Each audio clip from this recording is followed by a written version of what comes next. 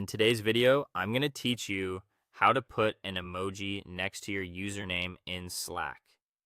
Adding an emoji next to your name in Slack is a quick and simple way to personalize your profile. It can also help communicate what you're doing at a glance, like whether you're in a meeting, focusing on work, taking a break, or away for the day.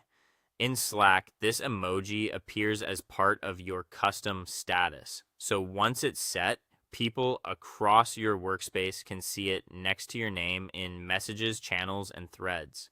To get started, open the Slack desktop app or sign in to your Slack workspace using a web browser. Once Slack is open, look to the bottom of the left-hand sidebar and click on your profile picture. This opens your account and status menu. In that menu, click on the option labeled Update Your Status or Set a Status, depending on the version you're using. When the status window appears, look for the smiley face icon on the left side of the status text box. Click that icon to open the emoji picker. You'll now see a full emoji selection panel. From here, you can scroll through the available categories or use the search bar to quickly find the emoji you want.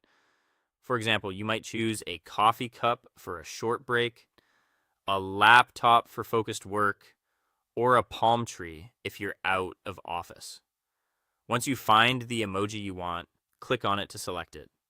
After choosing your emoji, you can optionally add a short text description in the status field.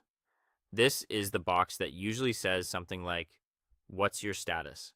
You can type a brief message such as "in a meeting" or "focus mode."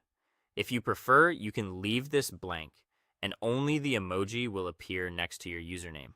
Next, choose how long you want the status to stay active. Click on the Clear After drop-down menu and select the timing that works best for you. You might choose 30 minutes, 1 hour, today, this week, or don't clear. This is especially useful if you want your status to update automatically without needing to come back and remove it later.